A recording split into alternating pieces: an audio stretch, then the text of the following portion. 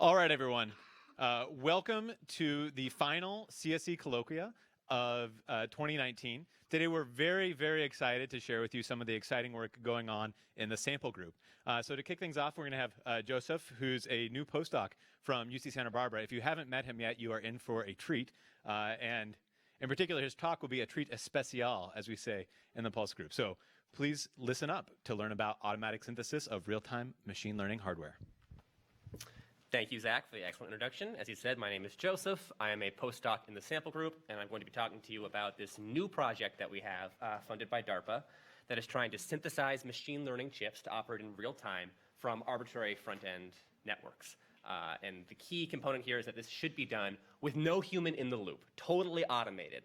And that's really hard, as it turns out. So here's some motive for the project and our initial ideas and initial results on what we're doing here. There's this big thing called machine learning that a lot of people care about. You probably haven't heard of it. It's still really niche. Here's a slide that I shamelessly stole from Google, showing how popular machine learning is. So the number of papers published in Archive about ML is going up. The number of Google projects on ML is going up. And both of those things are doubling approximately every 18 months. Interestingly, the same figure as the revised Moore's Law. But the really interesting graph is the third one here, where the number of floating point operations to train a state-of-the-art machine learning model is doubling approximately every 3.5 months. So this is a huge amount of compute requirement to train and run our best machine learning models. And this is rather unfortunate because the pace of hardware does not keep up with this compute increase. So here is another graph that I stole from the internet showing GPU performance increasing over time. And this is increasing at either a linear or linearithmic or slightly exponential, depending on how you draw your line, rate going up. But the important thing is that it is not increasing nearly at the same rate that the demands of machine learning are increasing. So if we want to run our latest, greatest, and best networks, we require more and more GPUs and more time on those GPUs to do it, which is really unfortunate because we have lots of really cool applications that we could be applying these things to if we had the compute to run them. So this leads us to a logical end conclusion, which is we need custom hardware to run these networks. This is not a crazy claim, as I'll get into in a minute, but hardware gives us a lot of great advantages. We get the best possible performance with custom accelerators, so we can get the lowest latency and the highest throughput for our networks. We can get the highest efficiency, which is really important because it turns out power is expensive when you have a whole data center, or you're in a constrained embedded device that is very low battery supply or power input. So we can get really low power consumed per inference or per training op. And lastly, it's customizable at design time. So in like a GPU or a CPU, you're constrained to whatever, 32-bit floating point, 32-bit integers, whatever you have. When you build your own chip, you could use bfloats, posit, flexpoint, crazy data types that some of my colleagues are going to talk about in a minute or two in their presentation that give you much better efficiency and memory usage. You can build custom pipelines and data flow operations. Like you can have a matrix multiply, batch norm, activation all in one operation in your chip for greater efficiency. And we get better use of silicon. We don't need general purpose computation. We just need things to execute our networks so we can get rid of general stuff on the chip and then repurpose that silicon again for more efficiency in our networks. As I said, custom hardware for ML is not a crazy idea. Everyone's doing it. So Google, Facebook, Amazon, Microsoft, they are all currently building AI chips or have already, unveiled their AI chips. Google is publicly on like V7 of their TPU, I think, and that's just publicly. So who knows how many generations internally they've already built. And then, of course, the traditional hardware players have their AI chips too. Intel and Qualcomm are building things.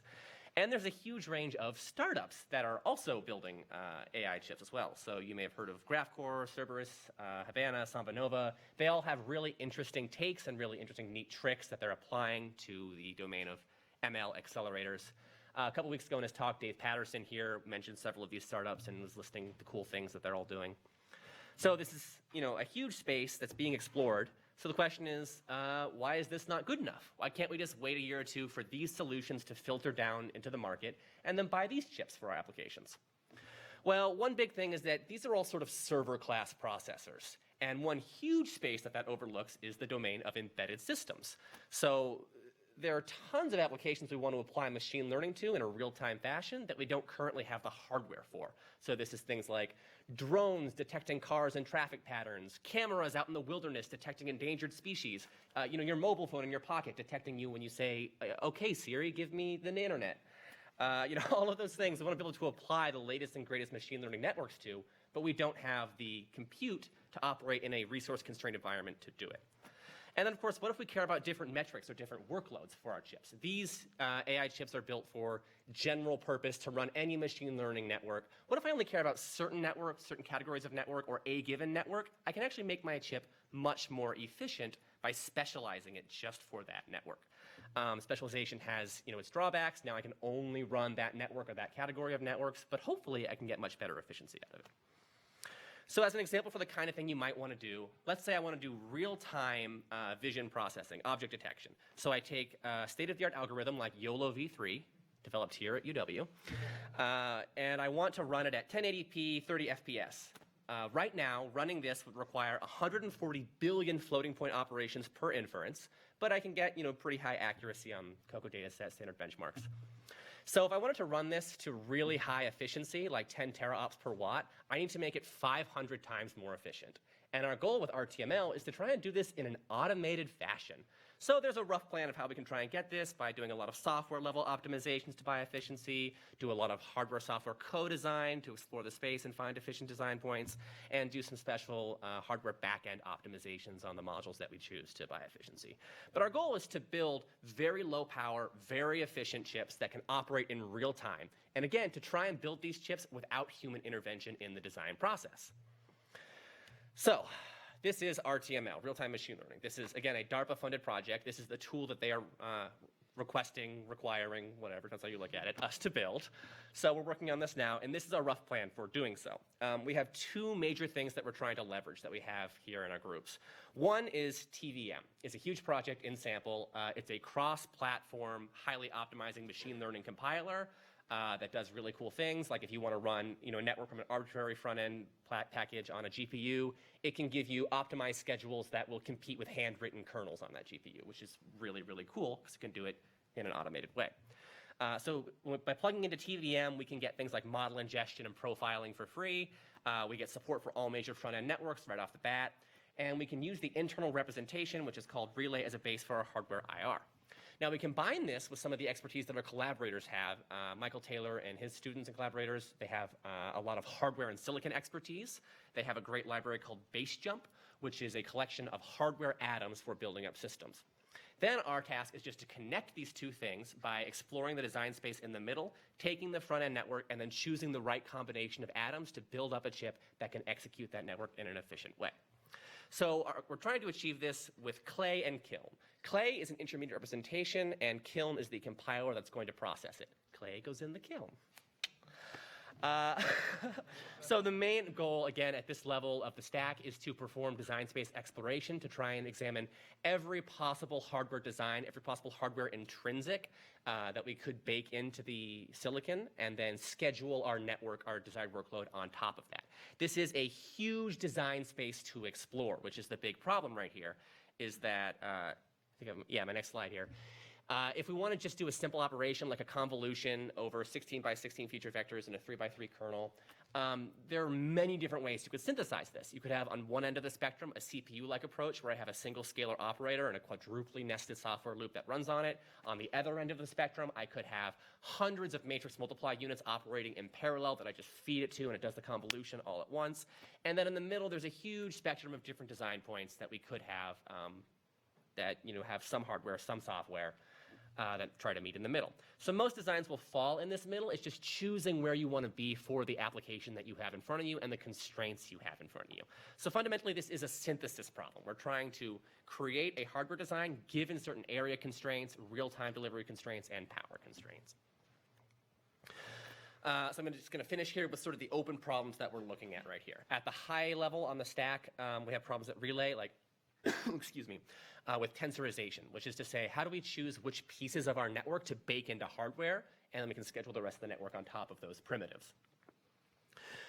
There are a lot of different ways you can approach this problem. Our current approach is using equality graphs, which is a way of rewriting the program over and over again to consider every possible variation of the program, and then ideally, we will explore that space, search each design point, and figure out which ones are the efficient schedulings. At the clay level, where we're doing this hardware-software exploration, the problem is that we don't have a good way of estimating the cost of these networks, because actually synthesizing the hardware and simulating it for every possible design point is totally infeasible. It takes hours or days to do that.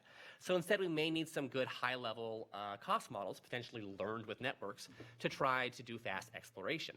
And our solution in the end will probably either involve some kind of constraint solving or some good heuristics to try to get through this space that the equality graph has optimized.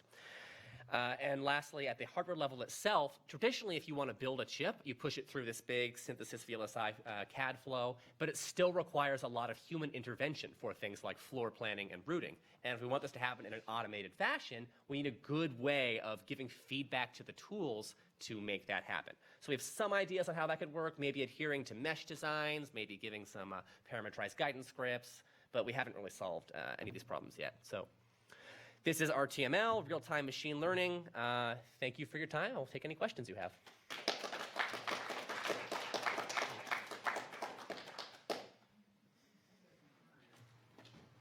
Please, do you want the mic? No, Beller. But tensorization, I keep hearing that term. Is that sort of like some higher level version of vectorization, or is it, are they trying to recover parallel code from the scalar stuff that you're getting? That's exactly the fundamental problem, is recovering parallel code from scalar operations. It's used in slightly different contexts. So in the normal compiler world, you have a fixed hardware intrinsic. So I've got a vector operator, a matrix multiply operator, and then tensorization is how do I push my software through that particular hole. Our problem's a little bit broader, has like one more dimension to it, because we actually get to choose what the hardware is. So now the design space is, you know, whatever, n times bigger, because we can choose different hardware and then tensorize on top of it. I guess the follow-up question is, why aren't people writing programs using vectors to start with, or writing higher level programs instead of writing scalars? Is it painful? Has it gotten painful enough finally that people will start thinking about different languages rather than just parallelizing C? That's an excellent question. So why are we not writing parallel code to begin with? Why are we not writing code that has tensors instead of scalars at the get-go? I'm not a machine learning researcher. I am but a humble architect.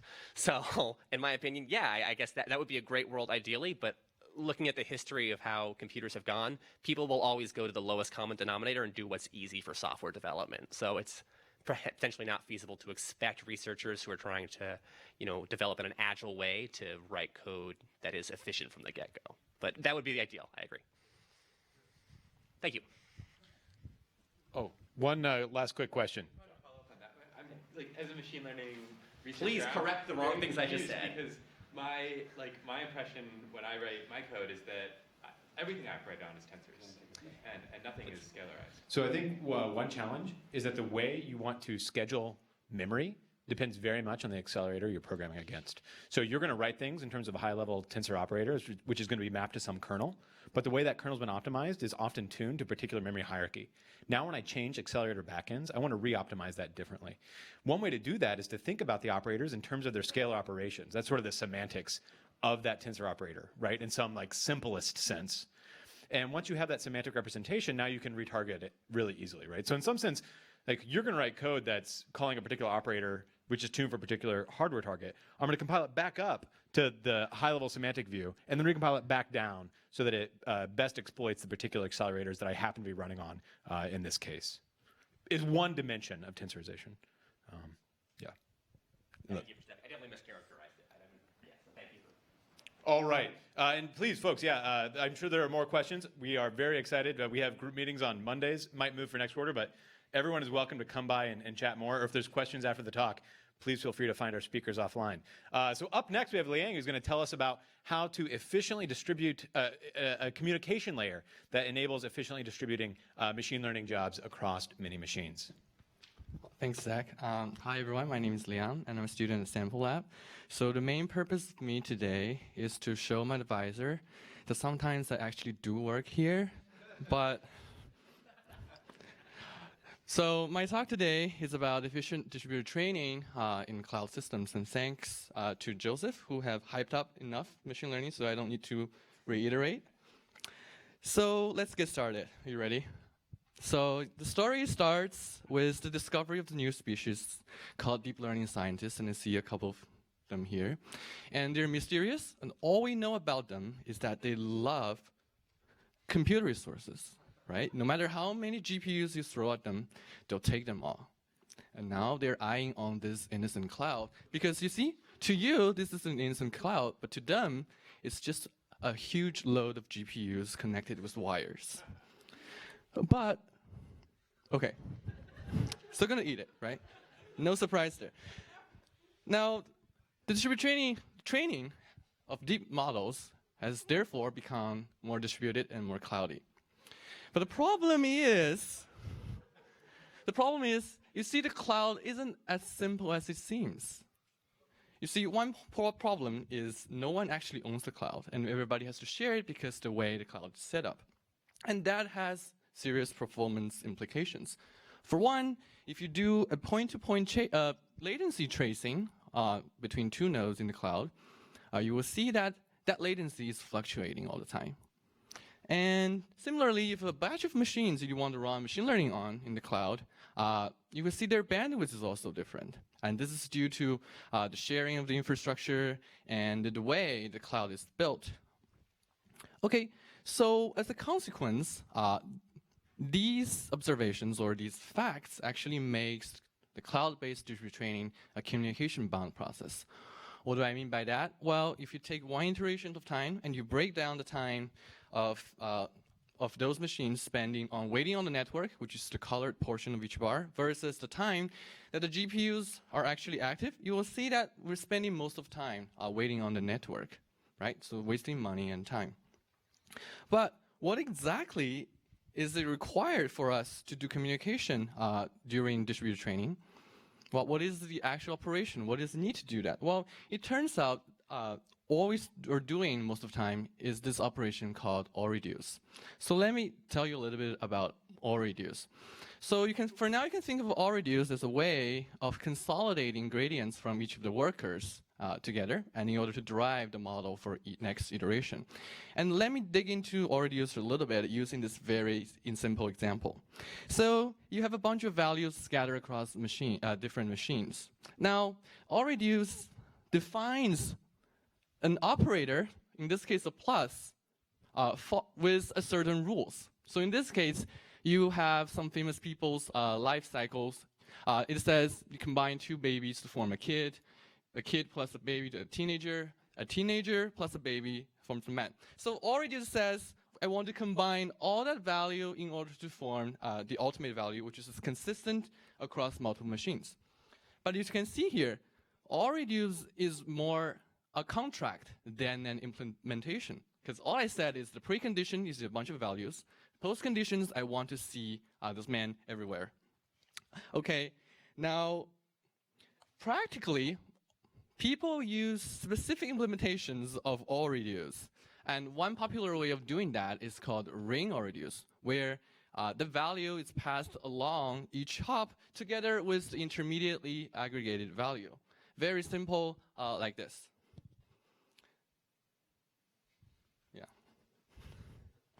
Now, once we have passed one round, and then the beginner node has that final value, we pass another round to broadcast that final value through across the machines. So what has this to do with the cloud? Well, it turns out these algorithms that people use daily does not run well in the cloud. Because the cloud isn't set up like this, where machines are floating in the air and all the communication is perfect. But in fact, the cloud is organized in racks. So these are magical towers that bundles the machines. And the magic of those towers says, if you're communicating the machine that's in the same rack as you tend to have lower communication cost. But if you need to communicate with machines outside of a rack, then the communication cost is higher. So let's get back to the example of all reduced ring. Right? The first question you ask yourself is, how do we actually organize the machines to form that ring? And there are two examples. The first is you can form the ring in this zigzag manner in the case of 4 machines. But unfortunately, that really suffers from bad locality because, you see, all the communication there is really cross-rack communication. So every hop is expensive. On the other hand, if we do it more carefully and try to minimize the way we form the ring, you can see that we can minimize the cross-rack communication and therefore achieve good locality. So what's the story telling us is that the data center is implicitly having its favorite or preferred way of communicating, right? So our work is really to discover and track that locality and somehow leverage it. And it works like this. We'll start with a bunch of machines, and then we'll do your favorite probes. We'll derive a distance matrix, and then we'll use a denoising technique to generate what we call a physical affinity summary. And then use embedding to actually recreate a VM map. So that the embedding objective is slightly different from what traditionally we use, but let's bore the details of that formula to the reviewers, maybe.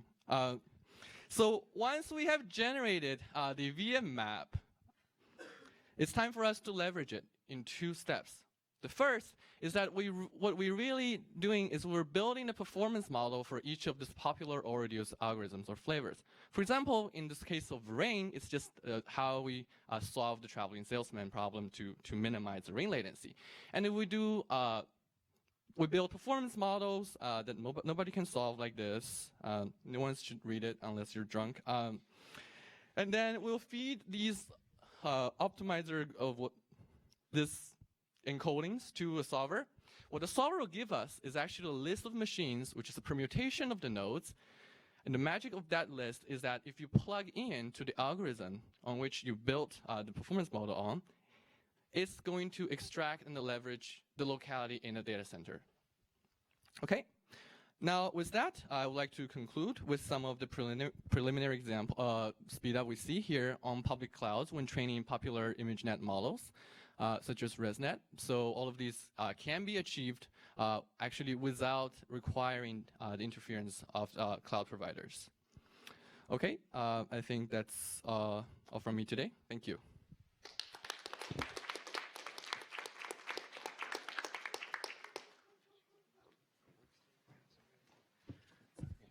All right, any questions for Liang?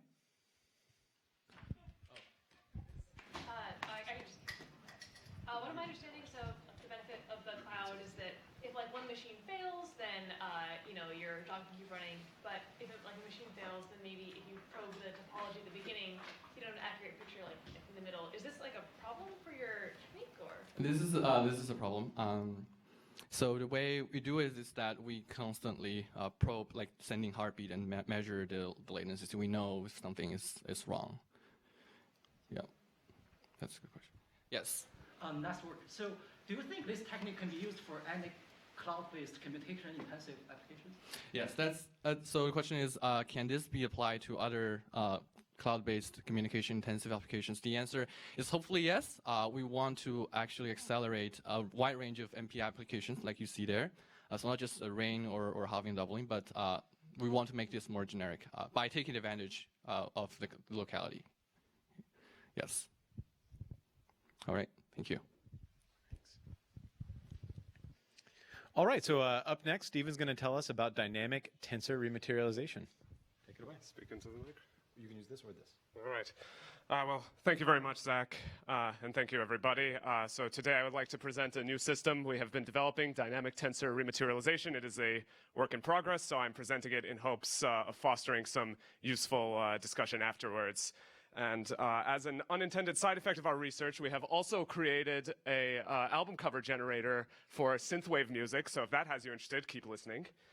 But to more appropriately set the stage for dynamic tensor rematerialization, here is a comment we found in PyTorch's code base. Here it is actually in the code base. So let me read it. Struct size matters. In some production systems at Facebook, we have 400 million live tensors during a training run. Do the math. Every 64-bit word you add to tensor, their tensor representation, is an extra 3.2 gigabytes in RAM. So that is positively invigorating. But the reason I mention this comment is because it points to the fact that training a deep learning model is a problem of scale. These deep learning models run on all sorts of hardware when we actually use them. Your phone is probably running one to recognize your voice commands, as Joseph pointed out. But training them is another beast entirely. It requires something considerably beefier. And one particular bottleneck, one that we are often not used to thinking of as a bottleneck, is memory. These models have many parameters. They operate over tensors, and the data sets needed to obtain suitable accuracy on them are also quite large. And solving this is not as easy as just buying more RAM sometimes, because you might be running specialized accelerators, and it is not quite so easy to increase the amount of memory available to them. So reducing the amount of memory needed to train a deep learning model would be particularly helpful at these scales. And in the case of simple static models, convolutional neural nets, the technique of gradient checkpointing has been rather successful in reducing the amount of memory needed to train these models. But as models become more complex and indeed feature more dynamism, this technique of gradient checkpointing cannot as easily be applied to them. And so we are left with this bottleneck of memory. And the question we are asking with our new system, the question we would like to solve is, can we have our cake and eat it too? Can we have the benefits of memory savings from the technique of gradient checkpointing on more dynamic models? And that is essentially what our approach aims to do. We try to create a dynamic version of this checkpointing algorithm that is analogous to garbage collection. So to give you an outline of the rest of this talk, first I will give a little more detail on the approach of gradient checkpointing and why it is successful on static models, static neural nets. And I will also point to why it cannot be directly applied to more dynamic models. And from there, I will move to discuss how to present our new approach of dynamic tensor rematerialization. And I will conclude with some discussion of our progress towards having experiments and towards characterizing its performance theoretically. So the intuition behind gradient checkpointing rests on the fact that the vast majority of memory used in training a deep learning model comes from intermediate allocations during backpropagation. These are graphs of the memory usage from a recent survey paper. The red corresponds to intermediate allocations. These are the activations that are being kept around for backpropagation. And the approach of gradient checkpointing operates by trading computation for memory. You decide, instead of storing these intermediate values, it might in fact be cheap to recompute them so we can save the memory. And this is inspired by an old approach from the automatic differentiation literature in the scalar domain. And it was first applied to the tensor domain in deep learning models by UW's very own Tianqi Chen, Dr. Tianqi Chen, I should say, in his 2016 paper, Training Deep Nets with Sublinear Memory Cost. And the way the approach of that paper worked was to divide a neural network into segments and then choose values within each segment, either to designate them either to checkpoints to store for later or to evict them and recompute them in backpropagation. The initial approach presented in that paper achieves O of square root of n memory usage for an n-layer feed-forward network. And subsequent work in the area has taken this idea further. It has presented different ways of choosing which values to store and which ones to recompute, which is exemplified by the recent work Checkmate that reduces this to an integer linear programming problem and produces provably optimal choices of values. So provably optimal sounds pretty nice. Where could we want to go from there? Well, as I alluded to before, there is the big assumption that these rely on, which is that you have a static computation graph, that you know the computation graph in advance. And this is in particular not always true. In many models that have been developed for natural language processing problems rely on control flow. You have RNNs that can loop over a sequence or can recurse down a tree. And some more recent models for all kinds of reasoning tasks feature even more complex control flow. You have the neural symbolic concept learner from this year that builds up a recursive data structure and then that in one step and then recurses down it. So the control flow can get quite complicated, and you don't have a fixed graph, so you can't do this memory planning in advance. And sometimes, in the case of a simple loop RNN, you can unroll the loop and do memory planning that way, but this is manual work, and it's not always possible. So we instead ask, can we do some of the memory planning dynamically? Can we do this reasoning dynamically? There are a few reasons why this is quite feasible to do. You're working with large tensors, and the operators on tensors are expensive, so the overhead will be comparatively small.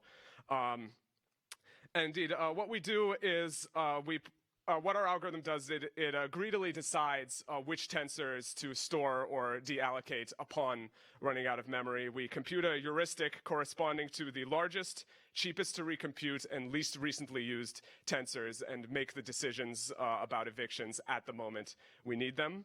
And this does not make any assumptions about the model. So in code, what it looks like effectively is 3 callbacks, one on allocating a tensor, one on accessing a tensor, and one on evicting a tensor. And most of it is just updating the bookkeeping about which values are stale or how much it costs to compute them. There are some subtleties here, and I would be happy to discuss offline, but this is the fundamental approach. So we are working towards having experiments. I did say this was a work in progress. We don't have, unfortunately, real numbers on real systems to show you yet.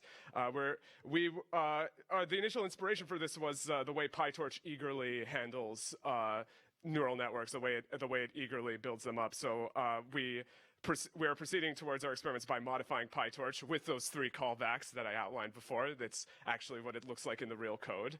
But we're still validating our approach, still testing it. So if you have hacked on PyTorch, please, we would appreciate your advice.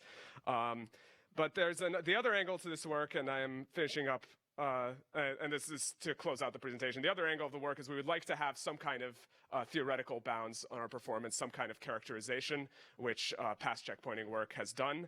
We're sticking, like with Tianqi Chen's initial paper, we're sticking to the case of a linear feed-forward network. We're trying to see if we could get a good bound on the number of extra recomputations we will need there. And the direction we're proceeding about this potentially is to try to bound the length of the maximum length of the time between evictions, and we're hoping to be able to get a good bound there and then bound the total number of evictions that way. We wrote a simulator to help guide our intuition. So again, if you are familiar with this kind of reasoning, if you think you might be able to help us close that gap in the proof, we would love to talk afterwards. But as I said, we have a simulator, and it is also our album cover generator. But this is a little bit more compelling of a graphic. This is why we think we can have a good bound on the performance. So what this is showing is. So again, we have this simplified model. We're assuming tensors have a unit cost and that computation has a unit cost. And we are showing on a simulated version of our algorithm how many recomputations will you have on a linear feed-forward network. You have a bound of 2 square root n memory, and it's n layers. And as you increase n, we see it scales linearly, just like Tianqi Chen's algorithm. And that's why we think asymptotically we might be able to match it. And we would love to prove it and seal the deal. And to conclude, here is another album cover. I would love to take your questions.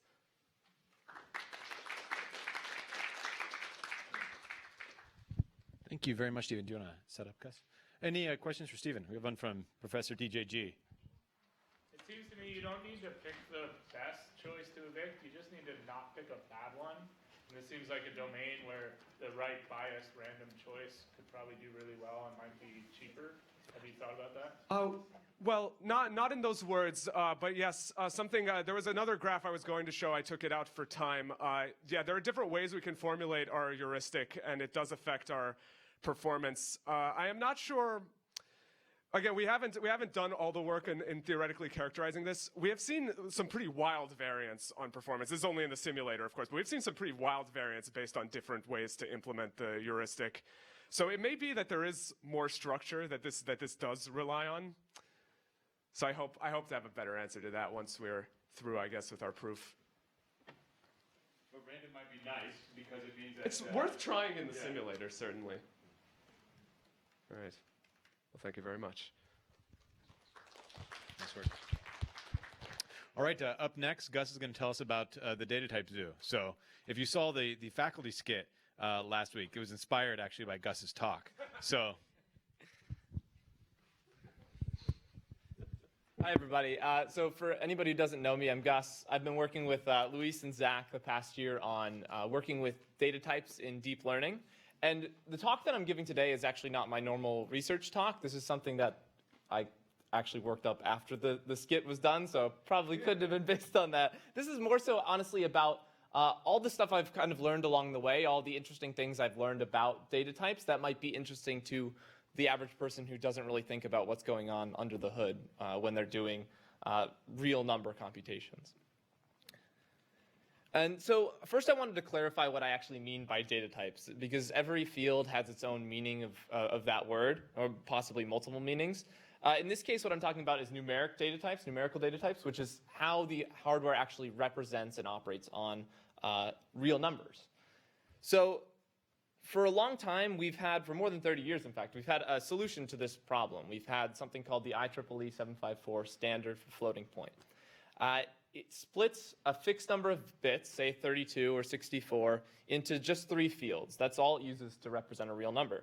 We have our sign field, our sign bit, our exponent field, and we have our fractional field. And in the end, the value is calculated as the sign times 2 to the exponent times 1 dot the fraction. And this is something that a lot of people have seen before.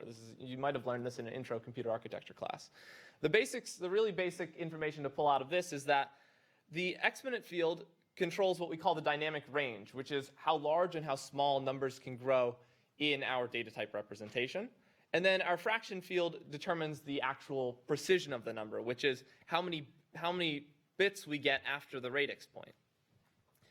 And these two terms, precision and dynamic range, are going to keep coming up throughout the talk. It's really the most basic way that we talk about data types. So those are 2 important terms.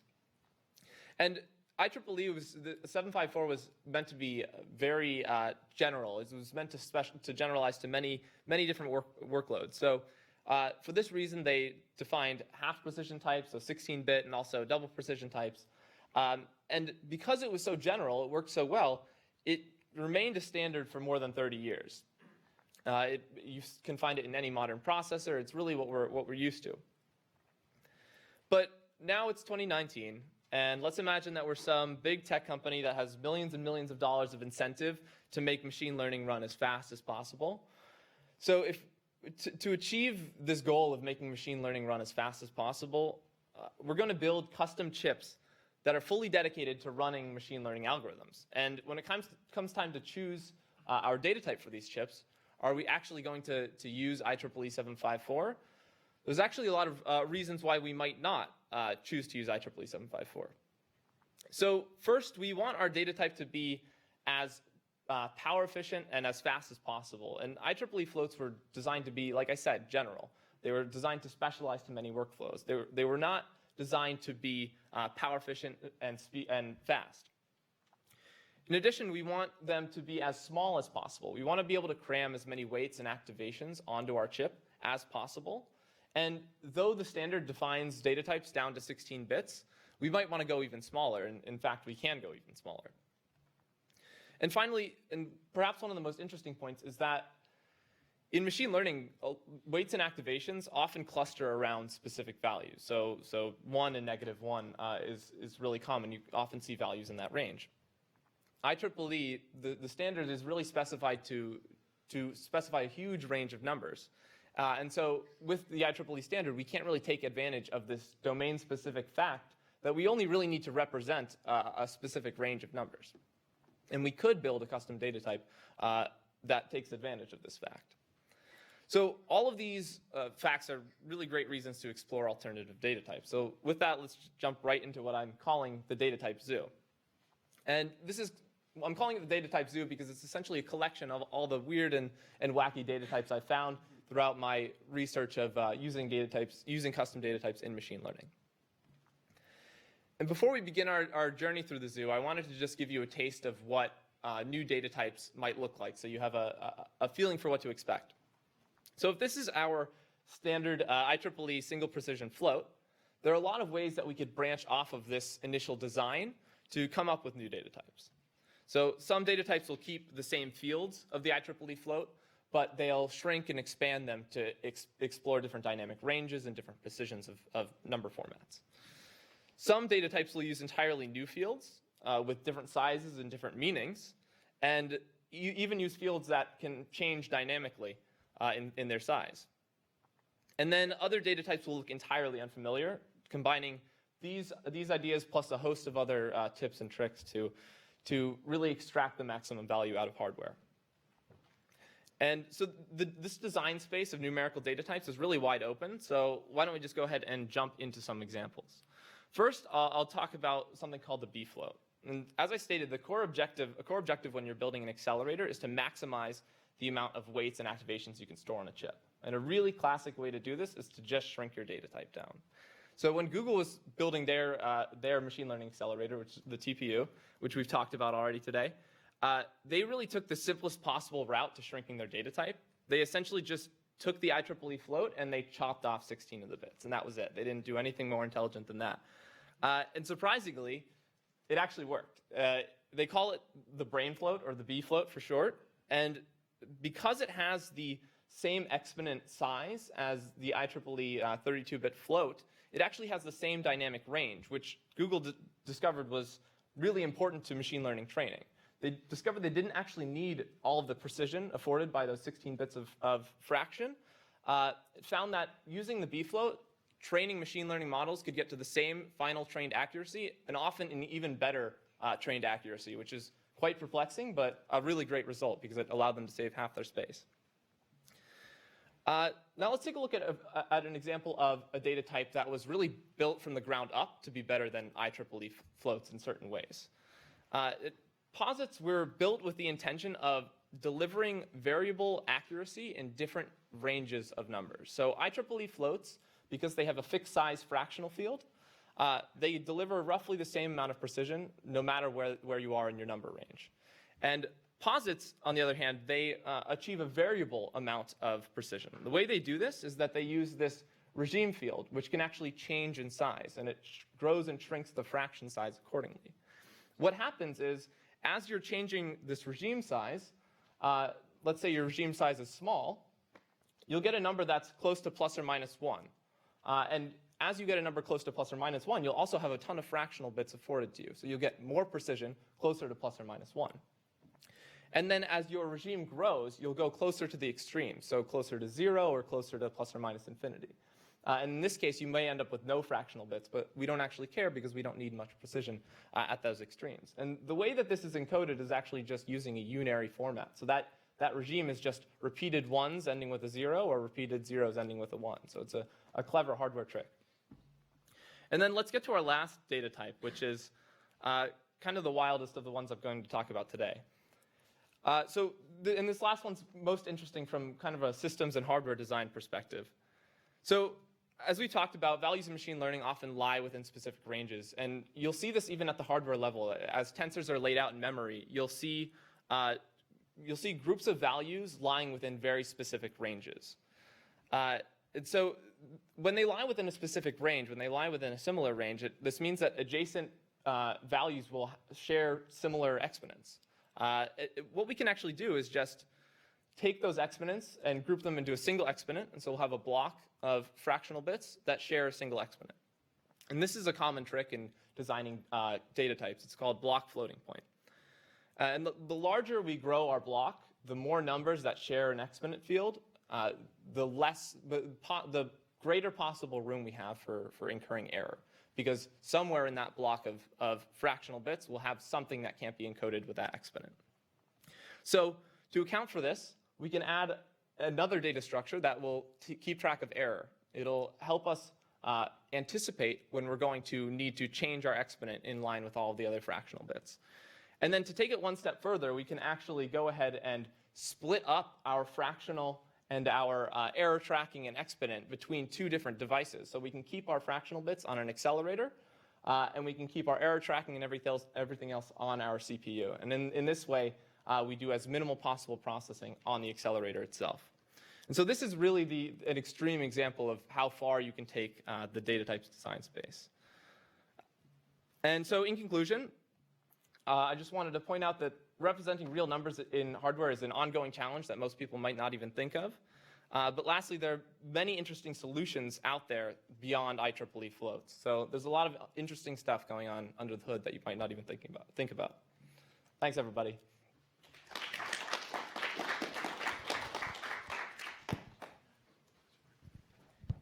Okay, any questions for Gus on representing numbers? Doing us a number. So you talked about how, so for example, when Google was studying their GPU or whatever, they said that, empirically things like, oh, we can drop this part of the fraction, and we don't lose accuracy accuracy when we train our neural networks or whatever. And one thing I wondered about when I heard this was like, in machine learning, right, in deep learning, there's like people are constantly trying out new techniques and like seeing if they work.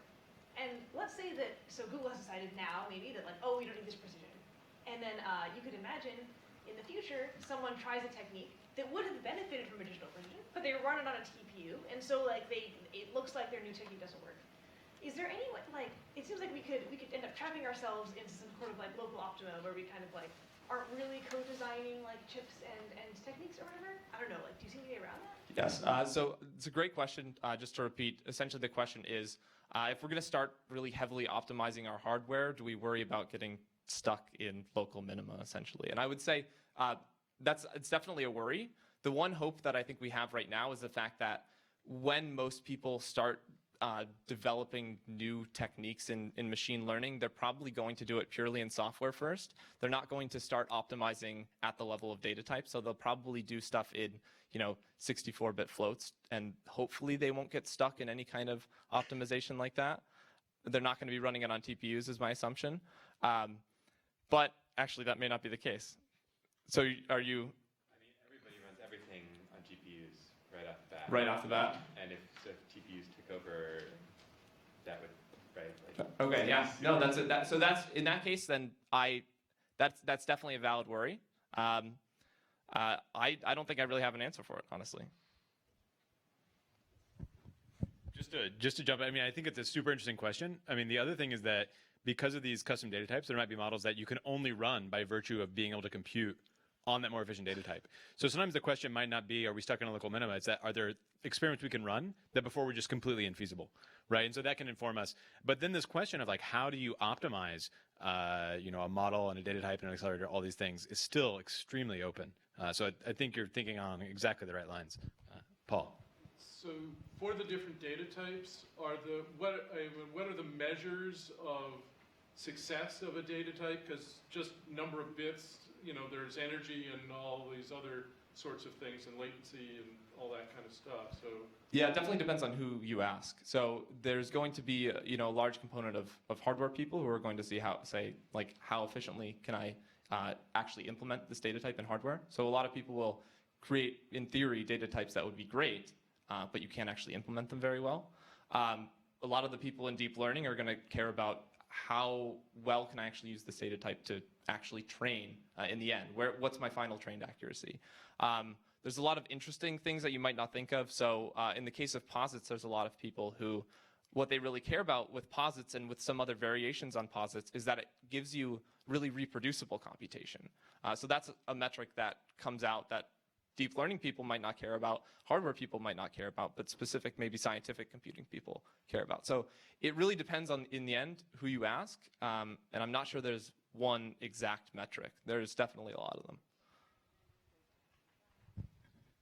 Thanks, Gus. Okay, and so wrapping it up, speaking of data types, we're going to hear about some very extreme ones from Megan. So please take it away. Hi. So I'm Megan. I'm going to talk about how we use program synthesis to automatically generate quantized machine learning kernels. So as everyone has heard by now, people like machine learning. They also want to run them on IoT devices and your phones. But as you all know, right, IoT devices and phones have very limited compute, memory, and power budgets. And unfortunately, neural nets require lots of compute, as Liang showed us. Oh yeah, so we need to run efficient models on these IoT and edge devices. So one way we can do that is we can look at ultra-quantized models. So these are neural networks that are going to operate on weights and activations quantized down to a few bits or even just a single bit. So the advantage of this is, of course, the model footprint shrank dramatically. So you go down to 32-bit to 1-bit, you're saving a lot of memory. In theory, they should be much faster because, as I'll show you, you can use bitwise operations and pop count to replace expensive multiplications. But on the other hand, you'll trade off accuracy and also need to specially train these models. We're only going to focus on how do you make these models fast and not accurate.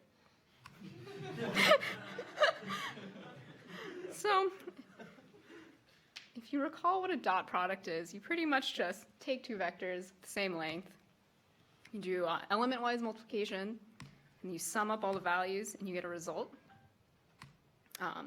If you only have binary data, you can actually replace that multiplication with a bitwise and trade the additions for pop count, and you'll get the same result.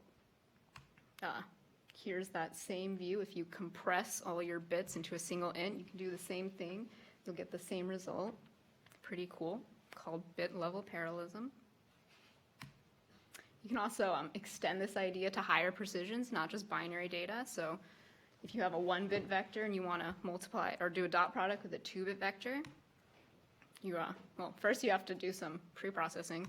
So you just split your data into bit planes. So here, the 2-bit data now is 2-bit planes for bit 1 and bit 0.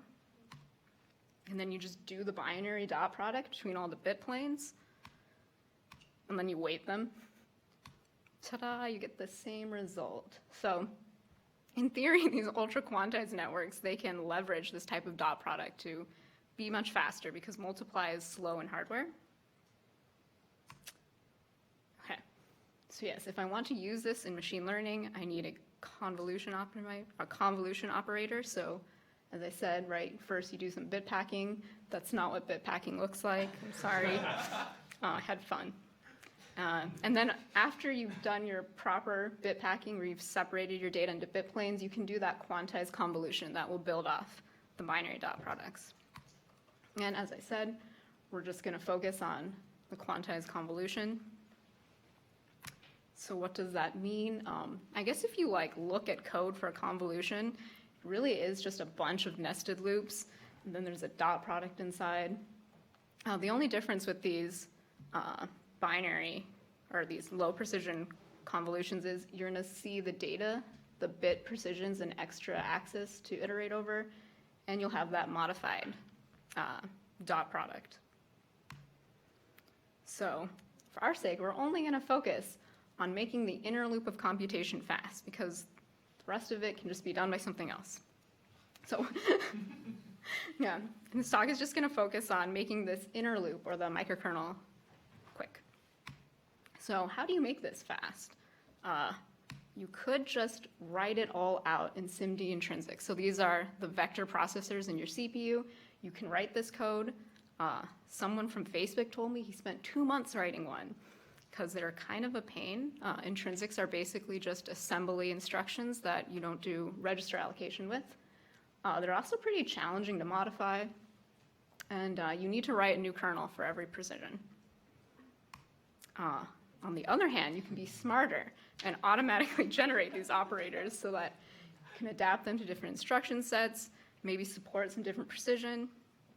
So, of course, I'm going to be talking about that. So how do you synthesize a microkernel? In our case, we're going to assume we start from bit-packed inputs. So here we just have this will be like a matrix vector multiplication example with 2 different precisions.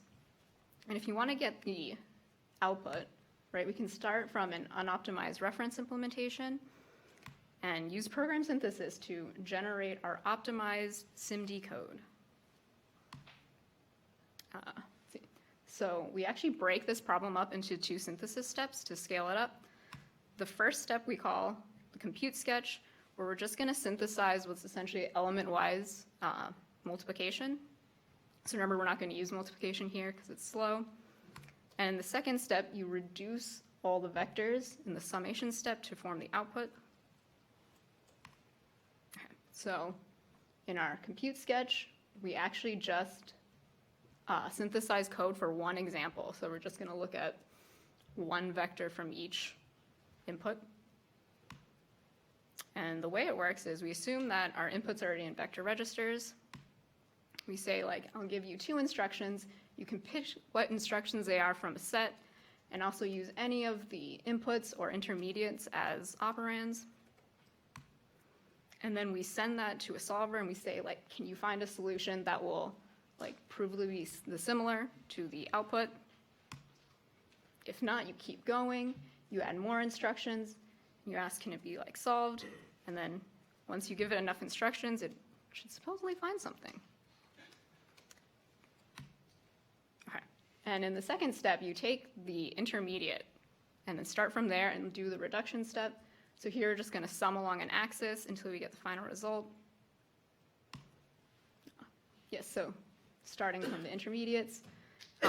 It's very similar to our compute sketch, but here we say we have to apply the same instruction to every vector or pair of vectors. So here we say, like, I don't know, we apply this instruction. It's going to take 2 vectors, produce 2.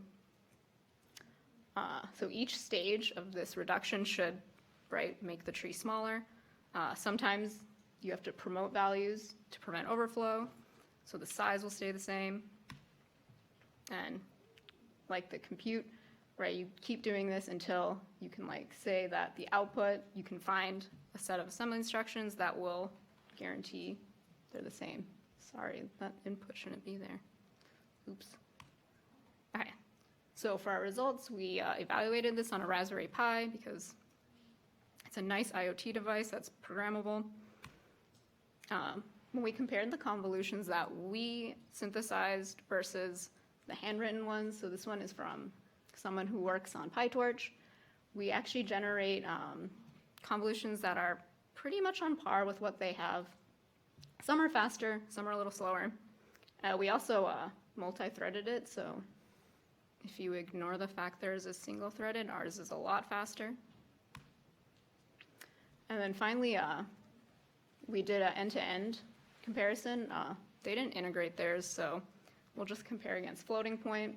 On average, we can get up to 3.9 times faster than floating point. We also show here, if you don't optimize your microkernel, it's actually like much slower. So by 2-bit, it's not beneficial. Yep. Questions?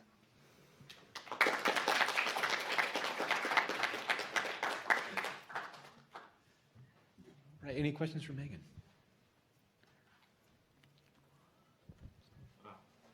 Potentially silly question. What is the spec for multiplication, say, or you're synthesizing, or I guess for your synthesis? Just like simple loops. I see. Thank you. This might be a totally off question, so but I'm curious: is there something that generalizes to doing this on just any type of inner loop that has SIMD parallelism, or is it really, really specialized to these convolutions? Oh, so the question is, can you generalize it to other types of convolutions, not just these ones? I guess. So, like, what is so specifically special about convolutions? So I guess you could apply it to other things, but here, like, the sketch is going to constrain it to only work if it's like a convolution, because it expects that. Okay. But that's a great idea for further exploration. Yeah. I think also, as you saw, right, like dot products particularly well suited. Yeah. So, Any more questions? All right, folks, let's thank the speakers one last time.